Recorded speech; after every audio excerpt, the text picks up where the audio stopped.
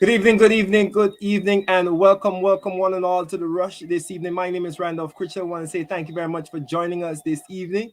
Uh, yes, forgive me, we have a bit of a different setup, so we're on a little late, but thank you very much for being here. It is 7 p.m. in Guyana. We thank you for joining us. We want to say thank you to those persons joining us internationally in the region and right here in Guyana. We're going to be discussing a number of things in the Rush, folks. We're going to be looking at the Guyana UAE connection, the fact that we're planning on importing workers whilst Guyanese are looking for jobs. We're going to be talking about cash grants, public servants, now saying that they should get cash grants. We're going to delve into that. Of course, today is Friday. It's a rainy day. It's a rainy Friday. We want to say thank you very much for being a part of the program as we continue to bring you credible and valid information every single day, folks. We're on, of course, with the Russian Tuesdays and Fridays.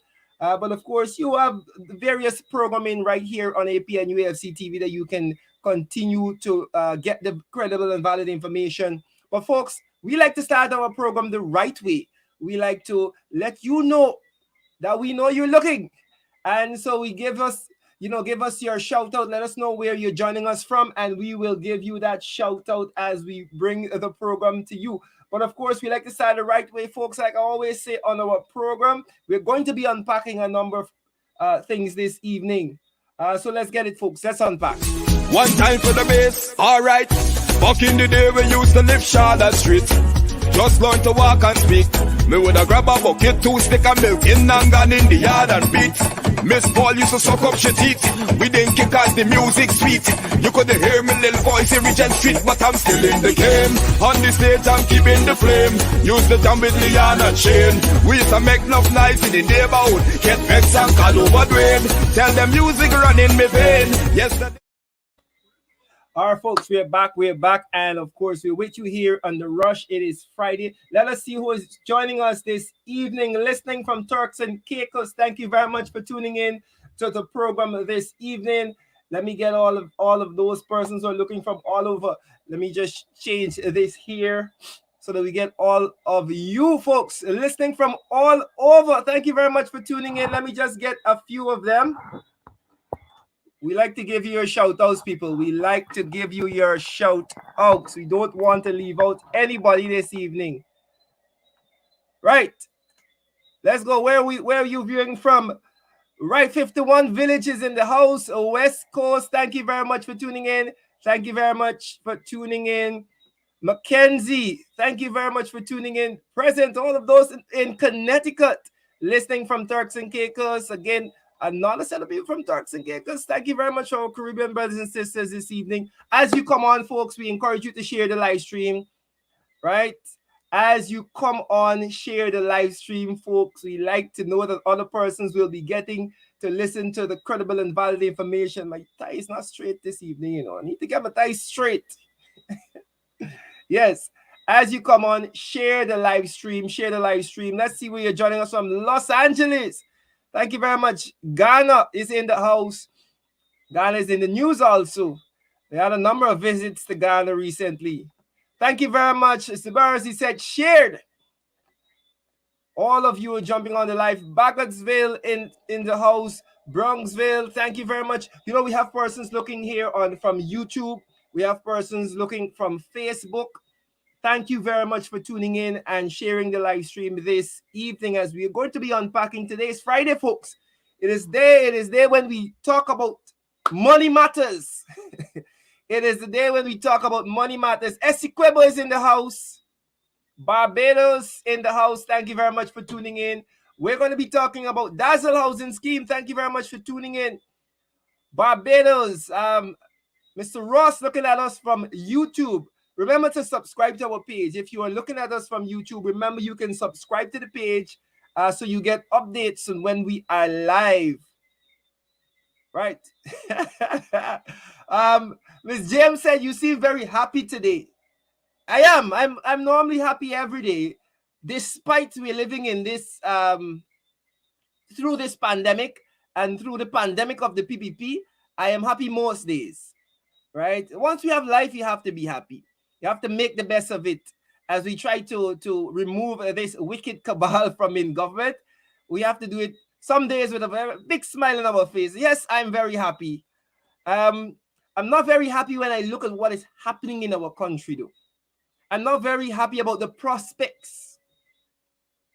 I am not very happy about the prospects. As we hear things about importing workers, as we see one set of people getting cash grants. If the sugar workers jump up tomorrow and ask for $500,000 more, the vice president is going to run up their money in hand and give it to them. New York. So I'm not very happy about what is happening in our country. Right? Pleasant good night to everyone joining. We're going to be getting into the credible and valid information in just a bit as we share and we get other persons to come on. Give us a few minutes as we share a few more places. Again, we're going to be joined by Mr. Elson Lowe, who is our economic contributor. He's an economist and he is an advisor to the Office of the Leader of the Opposition on Youth and Economics. So we're going to be talking with him as usual, our Friday conversation on money matters. Friday conversation on money matters. We want to say thanks to those persons joining us. Let us know, people. Drop a comment there. Where are you joining us from? Right? Where are you joining us from? Welcome to the trenches, of course. They always take time out to come and look at our program. We're grateful that out of all the things that you could be doing in the evenings with your time, spending it with your loved ones, you're coming to listen to what we have to say. Right? Ravi Parasram, who is on the live. Thank you very much. Thank you very much for adding to our viewership. Ravi, share the live stream. Share the live stream. Right? Don't just come and leave negative comments. Share so other people could see, man. Share the live stream, Ravi. Right. East Penitence in the house. Let us know. Right. You're looking at us. Tracy from Rockaway, New Jersey, New York. Thank you very much for tuning in. Thank you very much for tuning in. Was it said it's not your business? Well, I'm happy, folks. I'm happy. Let's have a conversation this evening. Let's have a conversation. And let's start with my opening take this evening, folks. My opening take this evening before we get into the other matters, the other issues that are in the news, so to speak. Other issues in the news. We, of course, are seeing a number of persons throwing their hats in the ring, so to speak, for the leadership of the People's National Congress reform. And I want to say this because I've seen a lot of, and let me just deal with this in my opening take. I've seen a lot of negative comments and, vitriol and hatred. And I want to say this. As a proud member of the People's National Congress reform, I want to say this, that this democratic process that we see playing out, where any financial card-bearing member of the People's National Congress can vie for leadership of the party, is what democracy is about. And you can't criticize a man. You can't chastise a man. You can't run a man down to the ground because he feels that he should be the leader of the party. Or you can't criticize a person, I should say, if he or she feels that they are the person for the job. So I wanted to deal with this evening before we get into the nitty-gritty. As is, we have seen Mr. Aubrey Norton said that he's going to vie for the leadership of the People's National Congress reform. We have seen Mr. Van West Charles say that he is going to vie. And recently we saw Mr. Joseph Harman throw his hat in the ring and launch his campaign for leadership of the party. All good. All good. I have no problem with people getting into this democratic process that we have as the PNCR. I tell you this, democracy lives. Unlike some other parties, I'm not going to call name, but y'all know is who have secret ballots and electing people who the party actually don't want to be leader and presidential candidates and all these things. People being handpicked. Unlike other parties, the People's National Congress has a very clear and democratic process of choosing their leader. And anybody who is a member of the party has that right to decide that they want to run for the leadership of that party. Right? And you may have your opinions of them, and you are entitled to those opinions. You are entitled to your opinions, my friends. But let us not pull people down. Let us not engage in the gutter politics, so to speak, because we are better than that. If you believe that your candidate is the one that should be leading the party forward or be elected the leader of the party, so be it. Support your candidate. But let us stay away from the gutter politics and the pulling down and the vitriol. Right? Like people are doing. Like Shelley, you saying Norton. Yes, you support your candidate. You give them all your support. But let's stay away from the nastiness I see that some of our own people are engaging in the public domain. Right?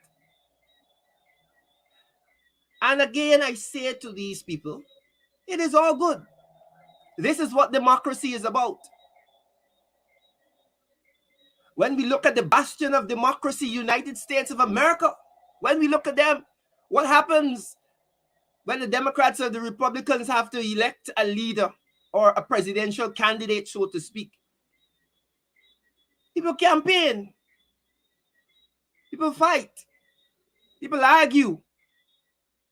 At the end of the day, when that leader or when that presidential candidate is selected, and I want to make it clear to those persons listening that there is leadership, and then we get to elections when we get to presidential candidates. That is besides. That bridge is a far bridge from now. What is at stake here? What is at stake here is the leadership of the party. Forget about presidential candidates. We have somebody saying Greenwich with young Figueroa. People have their ideas of who should be leader. And that is all fine, folks. But I want to press home that this is a democratic process. This is a process that will see at the end of the day, the people of the party who are eligible to vote select someone who they believe should take the party forward. Right? That is what this process is about. So that again, folks, let us support our candidate. I'm speaking here to specifically persons who are supporters and the members of the People's National Congress reform. Not anybody else. I'm speaking to the trenches. Because the trenches don't even know how their leadership is elected or elected. They don't know. And I don't know if they care. But I'm speaking to the members and supporters of the People's National Congress reform. Right? At the end of the day, all of the competing factions and sects and groups have to come together to fight the common enemy. That is the PVP. At the end of the day, folks. So let's move on. Let's move forward. And I will, of course, keep updating you on what is happening with that. What is happening with that race for leadership of the People's National Congress reform. Right. As we move on, folks, we have so many things to share with you, to unpack. So many things to unpack, folks. I want to say to you, right, that it is quite interesting. Let me just pull this back up, folks. Yes. It's quite interesting what is happening, folks. We see a number of movement, a number of pieces being moved on the international scene, right? As we get into what's in the news, let me just bring this back so we can pull up. 1 second, folks. 1 second. We're having some bit of technical difficulty here. Great. Let's pull this up. All right. Let me just sort this out. As you come on, folks, share the live stream. As you come on, share the live stream so that everybody knows what's up and what's on. What's in the news, folks? First thing I want to talk about in the news, folks, is this issue that has been playing out now for 7 months. 7 months, folks. And that is the issue of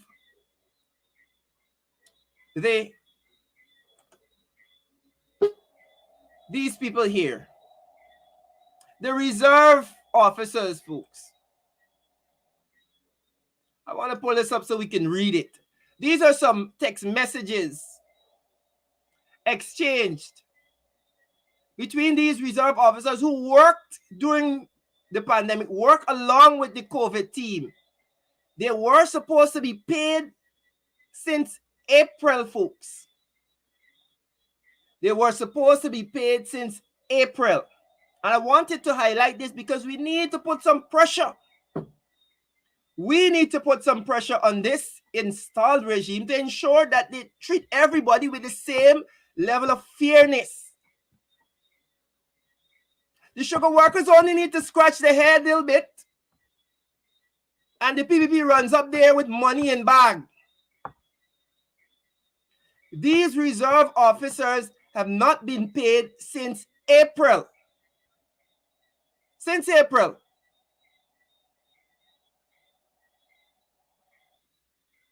And you don't hear anything from the installed regime about when these people will be paid.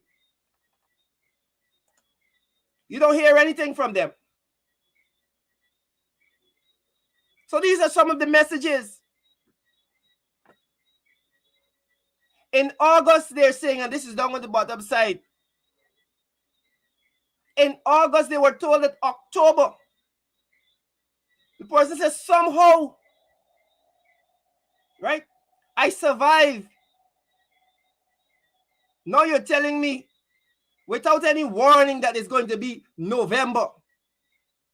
This is not fair. The people work tirelessly.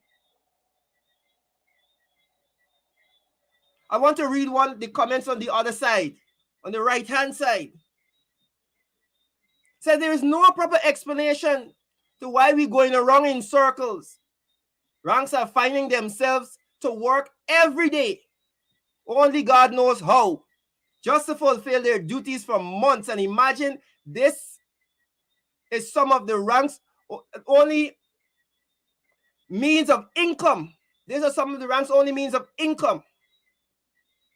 And you tell them payments can't be made. We are all human beings here. The president, the prime minister, health minister, officials, healthcare officers, healthcare workers, all are being paid.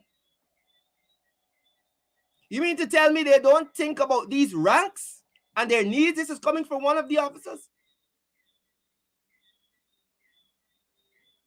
If they don't want or need the money,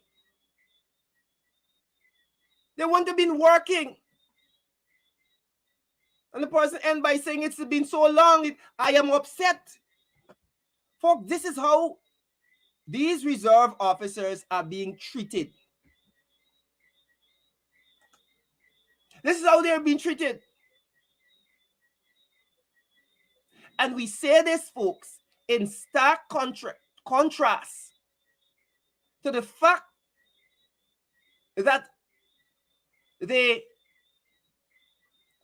vice president got up one morning, had a dream, apparently, got up one morning and decided that he is going to take millions of your taxpayers' dollars,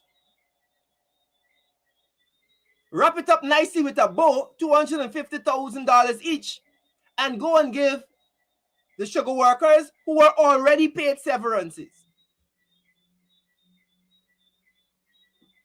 Just wake up in the morning and decide, this is what I'm going to do. And if you listen to the officials of the government speak, you will understand that this wasn't a cabinet decision on the part of the vice president. He said the vice president made a decision. So Jagdeo just on a whim decide, you know what? I can go and carry some money up to these people who already had money, who are already paid. Now the other sugar workers are saying, well, what happened to it?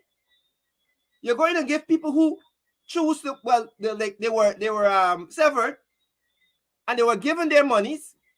Now you're giving them more monies. What happened to it?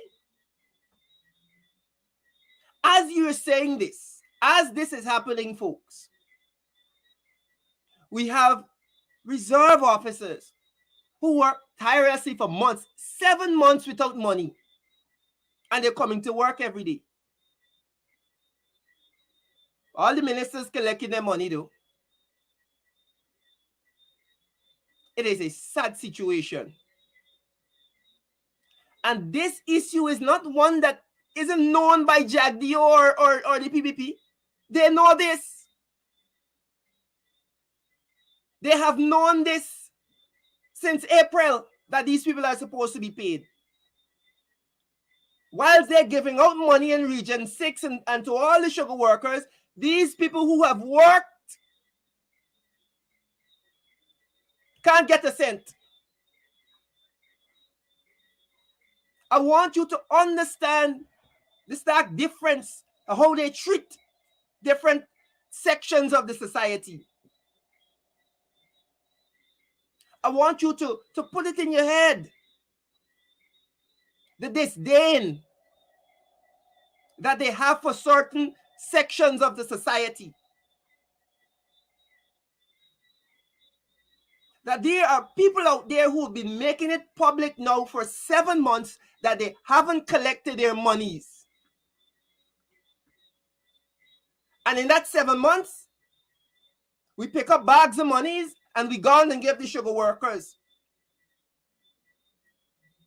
That is the type of leadership that we have right now in this country.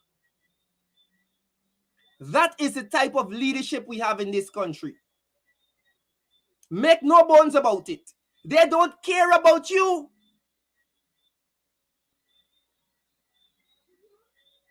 They care about what PR they can get from you when they come and give you a $15,000 cash grant. And if you dare say anything about them, they will cyberbully you.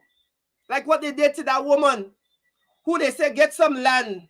The government gives she land as if, you know what, they take a piece of land from their yard and they give the woman out of the goodness of their heart. And it's not the government that's supposed to give people land. Because the woman protested. But this is the nature of the beast, people. This is the nature of the beast. As we move on. As we move on. Right? Let us move on. Well, we had one more comment from Vickery. We don't know. These are things put on the internet, of course. And Vickery said this has gone on for too long. Some of us have been working tirelessly since the beginning of the operation and not one dime. I'm honestly fed up of this complete madness. And that is what is emblematic of the PPP. Confusion, corruption, and madness. CSM Wilson made it clear this month. We will be paid. Now we see in November. Let us hope that in November they are paid. We'll be keeping our eyes on this story. And again, good night to everyone joining the live stream. We want to say thank you very much for tuning in. You can share the live stream as you come on. Let's go through. Let's continue with the stories, folks. Let's continue. As we're here, we saw this story. And let me just pull this up. These are two University of the West Indies lecturers, Ronnie Yearwood and senior political science lecturer Cynthia Barrow-Gilkes. What did they say, folks? As we move on in the issues in the news, what did they say? Right? Headlines. University of West Indies lecturers question the independence of the Court of Appeal in Guyana politics on election cases. On political election cases. Is there any surprise here, folks? Right?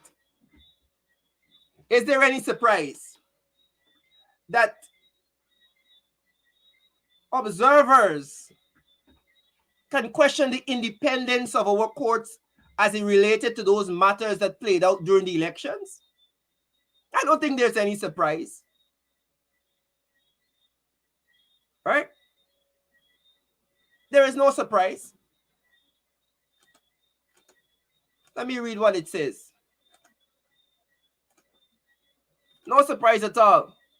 Two University of the West Indies lecturers have strongly cast doubt on the independence of Guyana's Court of Appeal, right? Because of its ruling on political and 2020 general election cases.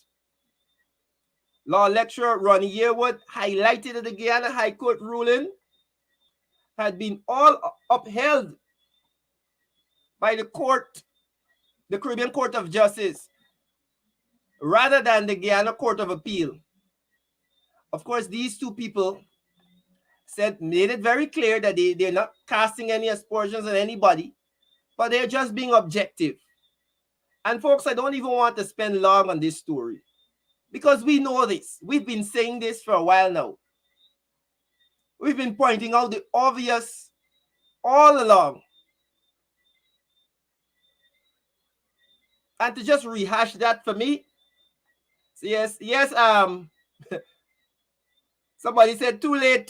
Yes, it's too late. Now it's too late. These were people who came to inspect the recount also, But now they feel that after the damage has been done, they can say something.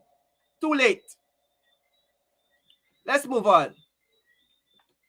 I am not even going to spend time on this. We know that change is needed. Cash grant requests, folks. The economists have warned that the actions of the vice president is dangerous.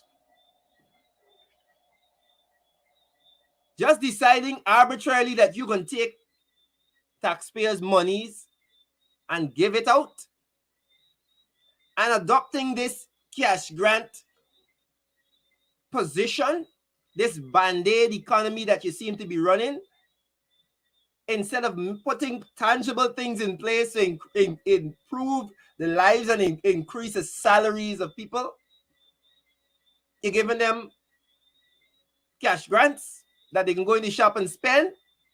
Well, I know. Those who know understand that this is just so that they could go spend the money at your business friends. Let's move on though. But this cash grant request, what is this about? Let me say this. The danger of what Jagdeo and the PVP are doing lies in the fact that now everybody is going to be asking for their cash grant. And not to be left out, the Guyana Public Service Union writes the president seeking a one-off hardship cash grant for public servants. These public servants who have been neglected and left behind now 446 days of this administration. It's like the public servants got to stay behind. That's where they got to stay. So the public servants want their cash grants. So, and I know we have public servants in the comments, right? We have public servants in the comment sections, and I can see you. I know some of you. I know you work in the public sector. And I know you've been seeing everybody else getting cash grants. Sugar workers who were paid already getting extra money. So what is happening? What did the public service union say? In a letter to the president, the GPSU is requesting that healthcare workers and public servants in the public sector, healthcare workers get $300,000 cash grant, while all other public servants get $250,000 hardship one-off cash grant. Do you agree? That's the question. What are your thoughts on that? Do you think that the public servants deserve some cash grants? It seems as though there is a cash grant for every section and every sector and everybody. But our frontline workers ain't get nothing yet. Right? They ain't anything yet. So I want to know in our segment this evening, where I'll give you an opportunity to have your say, we'll ask you, do you think that the public servants deserve a cash grant too? I believe, my opinion is, again, don't sue me for this, these are just my opinions. I believe that the public servants need a large increase in salary. If you're going to give a cash grant, it has to be just a stopgap. It can't be giving me a cash grant and leave my salary as it is, because that cash grant is going to be finished in a few months, and then I'm back to a salary that can't afford me groceries and pay my rent. So, more importantly, I am of the view that what public servants and healthcare workers need are a significant raise in salary. That's my thoughts. Those are my thoughts. A cash grant, yes, but it can't be a cash grant alone. I would never advocate for people not getting money. If the government is going to put $300,000 in your pocket and they agree to what the public service union has requested, then good. But there's a bigger picture here. The bigger picture is that we have continued rising prices on the market, inflation, cost of living, everything. And a cash grant is not a save it all. It's not a magic bullet. Right? Yes, Miss yes, Janet, they deserve cash grant and raise a salary. But let's move on, folks. We have a few more things to go. We need to bring in Elson before we go to our phone lines. Right? And we'll talk about some of these things as we see another union. Another union who is alarmed at the amount of workers being displaced by foreign workers. And as we're on this topic, let's go to one other thing quickly, and we'll come back to this issue when we talk to Elson about the economic side of things. But I want to deal with this here. I want us to look at this video before we get into money matters this evening. Some pipe water. Looking to make some drinks today.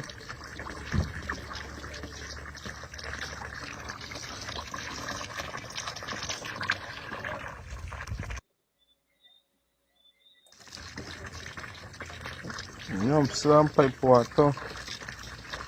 Looking to make some drinks today.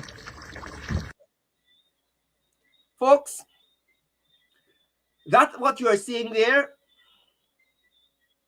After 446 days of this administration, that is the water that the people of New Amsterdam are getting. Or some people in New Amsterdam. I don't know if it's the entire New Amsterdam.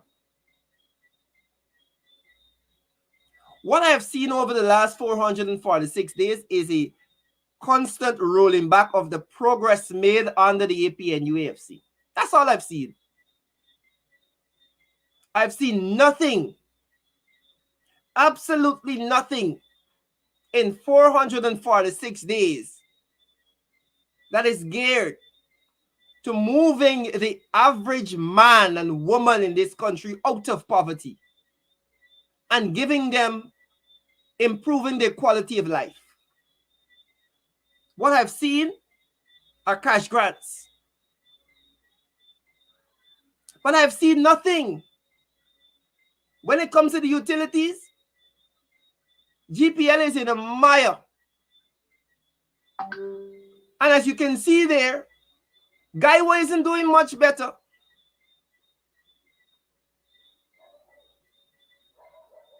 But folks, this is what we're saddled with. Let me just show this to you.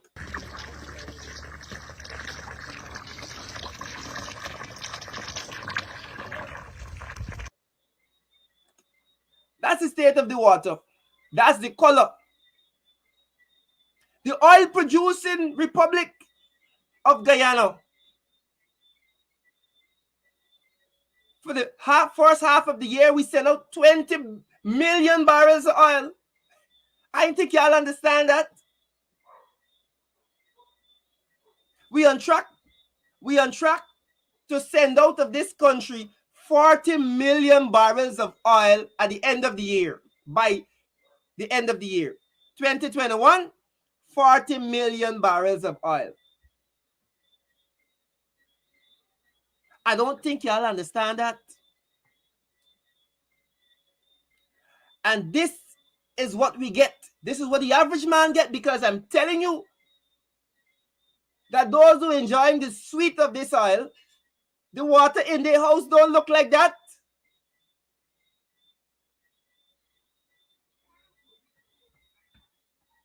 Is the oil coming through the pipe? Yes, according to somebody. The oil producing Republic. Have you visited the market recently?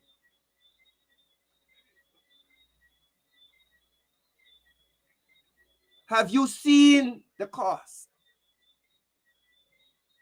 of items in the market? But millions of barrels of oil going out. How is your life being improved? How is your life being improved? We still getting blackouts. We still getting rum and coke through the pipe. But let's move on, folks. Coffee, yes. Somebody says coffee. Gerald Prince said, God help us. We really need it. Folks, as we talk about the economics of what is happening, let's welcome in Elson. Let's get into the economics of things this evening, because I want to talk about a few things. I want to talk about jobs in Guyana. I want to talk about this oil. I want to talk about the fact that the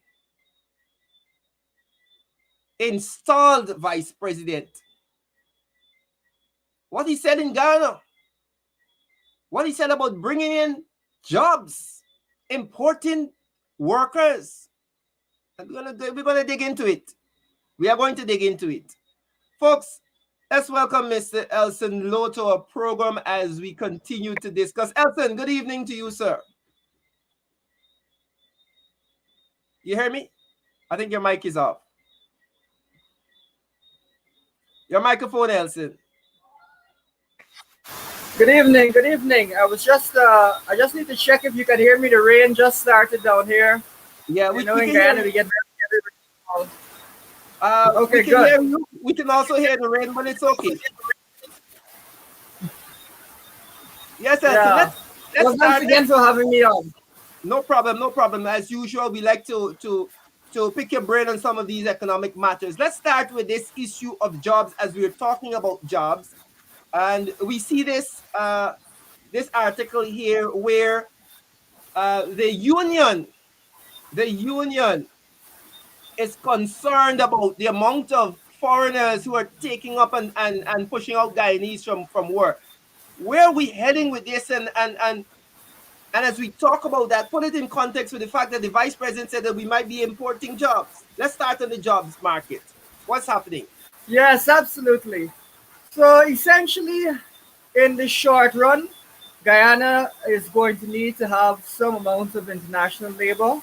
However, and this is something that is tied closely to our local content policy, something that we've discussed before on the show, we need to train our local people to ensure that they can take up these positions. Because otherwise, what will happen is that over the long term, you'll end up totally reliant upon importing skilled labor rather than having your own local employee base. Now, one of the things that we've discussed, which is really a failure on the part of the PVP, is that the round of scholarships that they gave out, that's the gold project. As much as we like to see scholarships being given out to younger people in the country, that did not address or was not focused on the oil and gas industry, with only a few really having anything to do with oil and gas. And obviously, that is going to be the area that has the most, that requires the most of a change, the most change in the way that we structure our jobs going forward. So that is really where there is a need for workers, which is why you're hearing now about all of these foreign folks coming in. And that is what is not being addressed either through aggressive local content policy or an aggressive education policy to ensure that Guyanese are who are benefiting. So because of that, the current path that the PVP is going on will require a substantial amount of international people, skilled labor to be imported. Now, of course, this assumes that it's skilled labor that's going to be imported, which perhaps is not an assumption that we should make. But one of the things that I think would be good to enlighten your viewers about is that there's actually a study by the International Organization on Migration, and they indicated that Guyana can only supply about 63,000 workers over the medium term if you take everyone who's not employed or underemployed and so on, and will need, in excess of 160,000 workers over the longer term. So we do have to import some labor. But what I think concerns people, and what I think rightfully concerns people, is that we already have a lot of young people here who say they can't find a high paying job. We already have a lot of public servants who are dismissed and are now looking for work. We already have people who are in areas where they would like to get a better job. We cannot be relying only on imported labor. We must do better than that. We must have a strategy for how we're going to train our people with some concrete numbers so that we know that over X period of time we will have Guyanese employed across these sectors. If you look at the way that Norway handled this issue, Norway took it slowly with oil and gas. They ensured that people were trained. They ensured that they had strong industries connected to the oil and gas sector. And so they have, Norwegian people employed throughout that entire sector. And of course, Equinor, which is the Norwegian oil company, that is, it's Norwegian owned and it's primarily operated with Norwegian homegrown talent. We have to have a strategy. And I think that much of tonight's discussion will illustrate that while there are these broad strokes as to where the oil and gas economy is going, there isn't a strategy. The planning has not been done. We're not seeing the documents that you need to see to indicate how we should approach these things. And as a result, we're really heading towards chaos, and Guyanese are missing out. And so as we chat tonight, I think a couple of those things will come out. We can talk a bit about the vice presidents speaking in Ghana, and we can also talk about activities in UAE and so on. Yeah, and I'm happy that you mentioned the UAE thing, because we, when we saw Al Maktoum, I think was his name, the sheikh that came, we heard that he said that he came here first of all to deal with investment in infrastructure and agriculture, but he eventually found out that he came to sell vaccines. Now, of course, we see the UAE connections, and my contention, my problem is that we of course we have bilateral arrangements and agreements with people, but there's a level of secrecy. It's as if Guyanese don't deserve to know what is happening. We see people, we see agreements, and there is no publicity. There's no talking about the details of what is happening. How are we to be sure that Guyana is not being sold out to these people in the Middle East?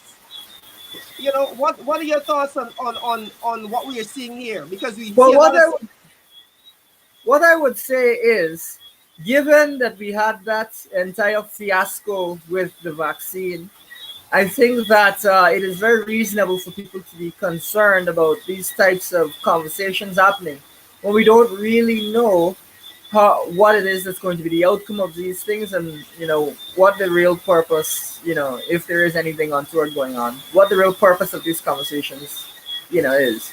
So I think that that is rightfully something that concerns Guyanese. I would also want to say that a lot of people seem to want to give the current administration a lot of credit for they're in this trip in UAE and so on.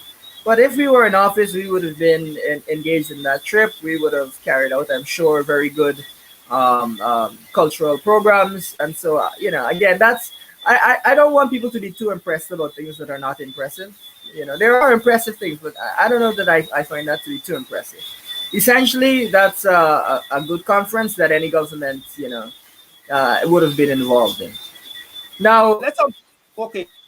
yes, I think we can perhaps lean into what happened in Ghana, as that is related. I don't know if that's the direction you'd Yeah, like. that's what I wanted. I want you to unpack the economic implications of what was said by the vice president in Ghana. Yeah, yeah, yeah, absolutely. Now, of course, he covered quite a range, but I think when he was pressed on Guyana's economic development, some things came out which were a bit concerning.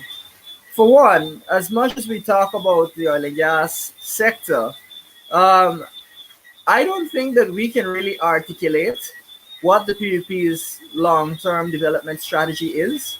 And to my knowledge, there isn't really a document that details that in great depth the way that the Green State Development Strategy did, and certainly not one the type of comprehensive timelines that you saw in the Green State Development Strategy. And so what you have is this kind of strange, oh, I had an idea, oh, let's try this. This sounds like it might work kind of strategy, which is very hodgepodge. And as a result of that, we're seeing really concerning instances of, really concerning instances of waste and of poor planning and so on and so forth. And I think it's also important just to draw some of these things to Guyanese's attention so that they can tell us what they think about it. But I have two specific things that I think we need to highlight. The first is, again, this gas to shore project. So, there isn't really a long-term strategic plan that's been released, regarding the gas to shore project. There's bits here and there.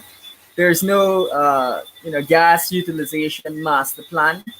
In Trinidad, they have a gas utilization master plan, which indicates how they're going to use natural gas, what are the various industries that will be connected to it. And that's a document that's in excess of 700 pages. To date, we have 0 pages. And so I think things that are very serious are being taken very lightly by the PVP. And as a result, you were kind of left to wonder what is going to happen, who is going to be doing what, how things are going to function. And that can lead to waste or, unfortunately, corruption. Now, when you look at the actual situation of this gas to shore plant at Wales, that again highlights this lack of planning and this questionable decision making. I want to give you, some food for thought here, and you can tell me whether it interests you, whether you find it interesting. But there's a series of events which, I really think we need to sit back and look at regarding the choosing of Wales as the site to land the gas ashore project. And there's some serious questions about how much this is costing Guyanese. First of all, you have an idea, I would think, that there were plans, there were evaluations done under the coalition regarding what would be the best place to house that particular plant. And the location that was chosen is one on the east coast. Of course, this is on West Bank, Demerara. Now the thing is, there still has not been released any study that shows that West Bank Demerara is the best place or a good place to actually locate that gas to shore plant. So the question is, how did they come to this decision? Was it they're throwing at a dartboard and it land on West Dam, or were they playing dice and they roll a West Dam? I mean, how did they come to this conclusion? But I'll tell you something that I find interesting, and you'll take from it what you will, and tell me if you find it interesting. But there is a shore base that is being constructed just downstream from the site of the natural gas plant, and the shore base is being operated by a certain Winston Brassington, who is currently the head of the natural gas project. And that shore base was conducting works, last year. Now in mid-December, Mr. Brassington became the head of the gas to shore project. And 2 weeks later, it was announced that the gas to shore project would be moving or would be located at Wales, just a few steps down the road from where Mr. Brassington had his was working with a shore-based facility. Of course, shore-based is to service the oil and gas industry. Now, I don't know if that means anything, but I find it to be interesting. Don't you find it to be interesting that someone who was operating a shore base leaves the company, goes and joins the gas shore project, and then just 2 weeks after that, it's announced that the gas shore project will be located right next door, virtually, to that same shore base he was working at? Do you find that to be interesting? I know the answer to it. I know the answer. I know the answer, and all Very Guyanese know the answer. And hey, maybe there will be a justification release, but we have as yet not seen any justification, any study release. So we're waiting to see. It could all be, it could just be coincidence. There are coincidences in life, so we'll see. But one of the things I would also like to highlight to our viewers is locating this plant in a location that has been indicated is not ideal by various studies has costs, right? Has costs. And so the estimated increase in cost, this is something I got from an oil and gas expert, to the country of locating it there, which requires a longer pipeline, as well as much more dredging to facilitate the construction of the pipeline, is in excess of 100 million US dollars. Wow. 100 million. Yeah. Wow. Just moving that shore base from what was considered the ideal location on East Coast to West Bank Demerara increases the distance the pipeline has to travel and costs Guyana about $100 million US more. And so these are the again, people, these are the people who have purported to be, economic geniuses, apparently. Right? Yeah. These are the people who said that they know how to manage. And that is my contention. Every time I see another corrupt act, every time I see another waste of Guyanese taxpayers' money that is going to improve the lives of Guyanese, I say to myself, the Brassingtons of the world, the Ashley Singhs of the world, the Jagdeos of the world, who purport to Guyanese, put doctor before their names, and purport to Guyanese to have the answers, are bundling this thing. The British say you bottle it. This is what we're seeing every single day. And it's very concerning to me as a Guyanese that we could be using this money, 100 million US. Come on. Yeah. And Come on. I would ask your viewers this as well. How many times can we as a country waste 100 million US and actually make progress? I would hazard we cannot keep wasting money like that. That is a crazy amount of money. Now, hey, we'll see what their study says. Maybe their study will somehow justify the location.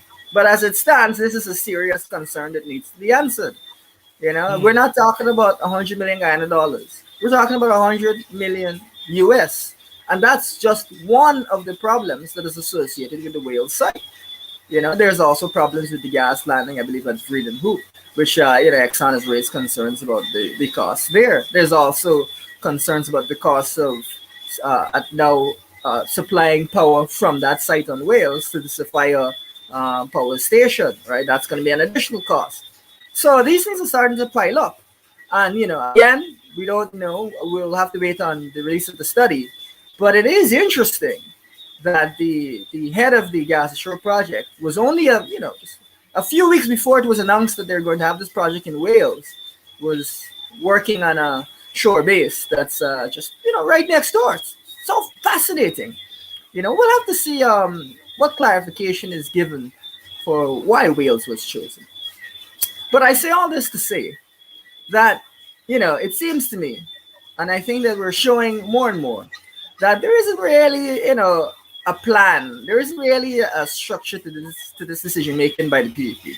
Just kind of try seat of your pants. If you have an idea, you try a thing, you hope that it works out. That kind of decision making. And I would It's hear a cake shop. It's a Yeah. cake shop. And let me say this, and it is emblematic, because we know that there's no sort of structure and decision making. I don't know what's the plan, but you hear the vice president made this decision. The vice president said this. The vice president said that. The vice president don't go to cabinet meeting because that's beneath him. He sits at his desk and he makes his decision. So this is why we have this confusion. This is why we have this confusion. This country is being run like Jagdeo's cake shop. Is he own a cake shop? He get a little red cake here, he gets some sponge cake, then he's selling, and wherever he decide in the morning, that is what happened. That is what happens. But let's move on, Elson. We have about 4 minutes to go on the program. I want us to 3 minutes actually to deal with this here. We saw the issue with again Jagdeo jumping up a morning and decide he can give the sugar workers who already got money cash grants more money. Now we see the public servants are seeking the same. The dangers, as highlighted by yourself and other economists, about what that action, the snowball effect. Now, all the sugar workers want their cash grant. The public servants want their money too. Where are we heading? And what are some of the dangers of this band-aid economics that they're playing? Yes, absolutely. Well, the first thing that is interesting is, you'd have money to give to the public servants and to the sugar workers if you weren't potentially wasting 100 million US. So I want to start off from that standpoint. But also, listen, the real danger here, and it's an important danger for us to consider, is that we don't want to end up, with all due respect, like Venezuela. We have got to and should we put in place the proper systems, the proper economic development, the proper industries, so that we have a sustainable future. If we're just doling out money left, right, and center without a structure or a plan or things that are connected to that, then we will have considerable problems. And I understand very much that public servants would complain and say that they would like to receive the same bonus that the sugar workers receive. But I also would say that the University of Guyana students who have been promised free education should, if anyone is to be at the front of the line, they should also be considered. So when you get into the realm of just giving away for the sake of giving away, or just giving away because you have some sort of sentimental value and you don't really have a structure to what you're doing by the PvP here, then you're gonna find yourself some problems, and that is how your money can be squandered. And I'll tell you something that you might find to be interesting. As much as Venezuela has had all of that oil and has had oil for so long, you know what's in their sovereign wealth fund? Almost nothing. Almost nothing is in that sovereign wealth fund. They have not done a good job of maintaining of managing their oil resources, because ultimately, they focus more on giving away money than on building industries and on reform. So as a result of that, they're in a pickle right now and they're struggling to get themselves out of it. If we continue like this, you can easily see that we'll be in a pickle. And as I've indicated to you before, the demands of the Gaisuku sugar workers will continue to grow because cost of living and so on will continue to grow as the economy grows. And so it's going to be more and more expensive for us to maintain Gaisuku, and more expensive for us to export that sugar. So this is not a direction that we can continue to go, and this is in need of substantial reform. Yeah. So I just wanted to kind of lay that out so you get a sense of it. But one of the things I also wanted to let our viewers know as we close off tonight is that I've been providing my advice and crafting policy that I am looking to have broadly adopted by the party as we head forward and head into the next election. And to that end, I'm running for the Central Executive Committee of the PNC in order to ensure that these ideas are broadly accepted. And I've reached out to all the contenders for leadership to give them a sense of the ideas and give them a sense of the research so that to see whether they can buy into this so we can have it broadly accepted. So that's something I'm working on right now, and I hope that the people of the PNC will find it in their hearts to appoint me as a member of the Central Executive, and I'll be happy to serve in that regard. Yeah, young Elson, and I specifically said young because young, bright people like yourself are needed, and I'm happy that you have decided to take that step and be part of the Central Executive of the PNC. As we know, the PNCR Congress is coming up, and there are a number of positions there, and I wish you all the success, and of course I will continue to represent and advocate for young, bright people like yourself to be a part of the leadership of our party. Elson, thank you very much for being a part of the program this evening. We continue to watch what is happening in our economy, our economics, our livelihood of our people in this country, and we'll continue to talk with you as we move forward. Thank you again, Elson. Thank you very much for having me, as always. Right. And best of luck. Thank you. Great. Folks, that's our show for this evening. We want to say thank you very much to those persons joining us. Unfortunately, we have to make way for the ring with Chair Duncan, so we can't take your calls this evening, but we promise you on Tuesday we'll have a full segment where we'll get your views. And I want to hear your thoughts on those persons who are vying for the leadership of the party, right? And other issues. That being said, do enjoy the rest of the evening. Let's continue to work together for national development, folks. My name is Randolph Critchell. Remember, if you want to support the program, you can. If you want to support the program, you can. We have a PayPal account, and we have, of course, MMG 618-7321 670-0244. Our PayPal email is therushgy@gmail.com. Again, thank you very much for being a part of the program. Do enjoy the rest of your evening and stay safe. One time for the bass, alright. Back in the day we used to live Charlotte Street. Just learn to walk and speak. Me woulda grab a bucket, 2 stick of milk in and gone in the yard and beat. Miss Paul used to suck up she teeth. We didn't kick as the music sweet. You couldn't hear me little voice in Regent Street, but I'm still in the game. On the stage I'm keeping the flame. Used to jump with Leon and Shane. We used to make enough noise in the neighborhood. Get vexed and call over Dwayne. Tell them music running me vein. Yesterday